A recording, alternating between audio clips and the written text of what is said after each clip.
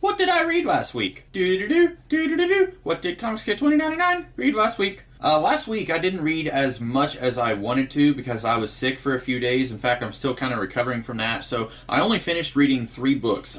First thing that I read is actually something that I started reading the week before, and this is the Teenage Mutant Ninja Turtles Ultimate Collection Volume 1 by Kevin Eastman and Peter Laird.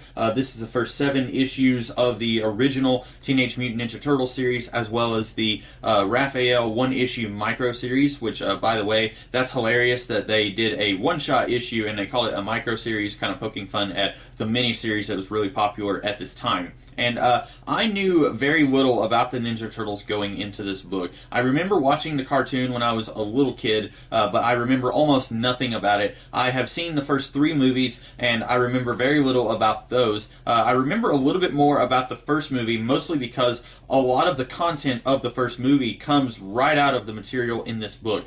There is a lot of stuff that I remembered from the movie as I was reading this book, like, hey, this is very similar to that scene in the movie. For example, when Raphael first meets Casey Jones. That's there in the movie, and it's here. It's a little different here. A lot of the material that is in the movie is changed a little bit, connected in different ways. For example, the identity of the Shredder is different in the movie than it is here in this book. I like this quite a bit. It's very fun. You can tell that Eastman and Laird were enjoying themselves when they were doing this. They were very much inspired by Jack Kirby. They mentioned that in the annotations for like each issue of this book. There's like a 2-page little commentary by mostly Kevin Eastman, but occasionally Peter Laird would say something, and in almost every one of those commentaries they would mention that they were trying to kind of make this what Jack Kirby would have done if he was doing the Ninja Turtles. And so it's very bold, it's very in your face, a lot like Jack Kirby's stuff was, and I like this quite a bit. Is it particularly high art philosophical book? No, of course not. It's about Ninja Turtles who fight bad guys like other ninjas and space aliens. It's not a very high art book, but I don't necessarily need it to be high art. I enjoyed this for what it was, and I'm probably going to read some of the other books from the original series. This Ultimate Collection, there was actually a hardcover that was put out in 2012, and then this particular edition is paperback, and it just came out in 2017. So I'm assuming that a paperback edition for Volume 2 will come out sometime this year, probably towards the end of the year if I had to guess. But I enjoyed this quite a bit, and I will be looking for more of this series whenever it comes out in paperback editions. Those are a little bit more cost-effective for me than a hardcover edition, but I like this. If you are a big fan of the Ninja Turtles, but you've never gotten around to reading the original stuff and you want to see what that's about, I would recommend it. Then I read a couple of Superman books also. The first one is Superman, the Doomsday Wars. This is written by Dan Jurgens, and it might actually Norm Rapmund. He, I believe, was the inker, because I believe Jurgens wrote and drew this book. And this is a 3-issue miniseries, but each issue is like 60 pages long or something like that. See, it doesn't look like it's 3 issues. It's a little beefier than that. And basically, this is a pretty okay book. If you want to read, 200 pages of Superman being really mellow and down in the dumps because occasionally people die on his watch, then this is the book for you. I didn't really enjoy it as much as I thought I would. I thought this was just going to be an all-out action comic, kind of like The Death of Superman was, where Superman is just punching Doomsday for an entire issue. I kind of thought it would be something like that, but with a little bit more plot, and it's really not. First of all, it holds the reveal of Doomsday until the end of the first issue, which is weird since we know that Doomsday is going to show up. It's called the Doomsday Wars. So whenever at the end of the first issue it's like, oh, dun dun dun, it's Doomsday. Yeah, we already know. His name is on the title. But there is a twist regarding Doomsday here, so that this is not just a rehash of the events of the Death of Superman. Doomsday is presented a little bit differently here, and I won't spoil how he is handled here, so that he is very different than what he was previously. But I like this quite a bit.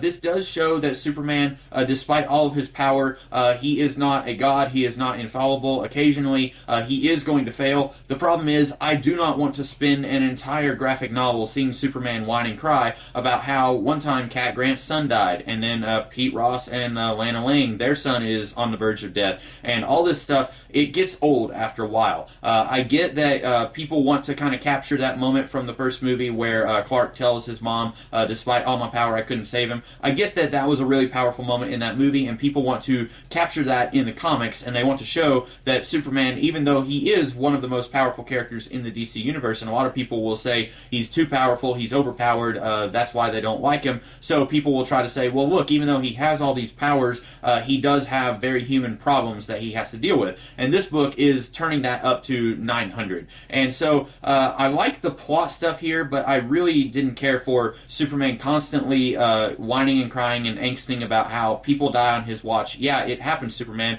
You're not a god. You're not infallible. So anyway, if you really like the mid to late 90s Superman stuff, if you like Dan Jurgens stuff, he did some Superman stuff around this time also. If you like that stuff, you might like this quite a bit. I think that this was just okay. If I had known what this was going to be, I might not have bought it. I don't know. Maybe I would have. So anyway, I thought it was just all right. And then the other book I read, also a Superman book, this is volume 3 of the Adjectiveless Superman book from DC Rebirth. This is by... Let's see, Peter Tomasi, Patrick Gleason, Jorge Jimenez, Ivan Reyes, Ryan Suk, Tony Daniel, and Sebastian Fiumara. I'm sorry, I know I mispronounced that. So anyway, I did not like this book as well as I liked the previous 2 volumes. The big thing that kept me coming back with this series was Superman and his son. Superman being a family man. That's something that we almost never got to see in the previous 80 years of Superman comics. We got to see him with other characters, and we kind of got to see sort of a familial relationship. For example, when Supergirl came to Earth, we got to see this uncle-niece relationship, sort of, because she was so much younger than him, although they were actually cousins. And then when Con-El was created in the 90s, we got to see kind of a big brother, little brother antipathy rivalry going on there, but we never really got to see Clark act as a dad, and that was what I really liked in the previous 2 volumes. I really liked getting to see their interactions and their relationship develop in those volumes. And the problem with this book is that we do not get any of that. There is not a single panel in this entire book where Superman and John Kent are together spending time with each other. There is one issue where John Kent helps his friend who lives on a farm nearby. They are looking for her grandfather who went out looking for their cow, and that's an okay issue. We get to see John struggle with should he use his superpowers here, should he keep his identity a secret, and of course she knows more than what she's letting on. She knows what he's able to do. In fact, in this volume, she even confronts him and says that he does have heat vision, so that's kind of fun. I'm not sure what to make of that issue by the end of it, because her grandfather says that the bog that they went into, there's a lot of chemicals there that will make you hallucinate. The problem with that is that both of them share the same hallucinations, and that does not make any sense. If me and someone else go into this place and we start hallucinating, in theory, my hallucinations are going to be very different from the other person's hallucinations. So that issue was a little weird. And then other than that, we get to see Superman team up with the team that was established at the end of the Multiversity storyline that I talked about last year in the 365-day graphic novel review challenge. Basically, there is this giant monster who is collecting Supermen from all over the universe, or the multiverse rather, and is sucking their powers out because something big is coming down the line. And ho-hum, I don't care about something big coming down the line. The Rebirth, the new version of the DC Universe, just got started like a year ago, a year and a few months. I don't need to see some gigantic crisis that's going to come along and change everything. I don't care about that. I really didn't care about Superman teaming up with this alternate multiverse Justice League thing. I like that team, and I like those characters in Multiversity, but I liked it there because we got to spend time with these characters, and we got to kind of see what made them tick a little bit. Here, they almost feel like they're there because these guys really like Multiversity, and they wanted to show those guys in another comic book. They don't really feel like they're the same characters, if that makes any sense. I didn't like this volume very much at all. I'm hoping that Volume 4 will get back to Superman and his son kind of spending time together, and more of the family stuff that I really liked in this series in the first 2 volumes. Because if this is the direction that the series is going to go, then I probably won't keep reading if we get another volume kind of like this. If you didn't care for the family stuff, if you want to see Superman going out and fighting giant multiversal monsters, then you might like this volume a lot more than the previous 2 volumes. But me, I preferred the previous 2 volumes. I like like the family stuff. That was what made me want to keep coming back. So anyway, I hope that you guys liked this video, and I'm hoping that next week I will be able to do more books. I'm feeling better, so hopefully I'll be able to read some more stuff that I will be able to talk about next week. So in the meantime, that is what I read last week. Hope that you guys like this video, and I'll see you later. Have a good one.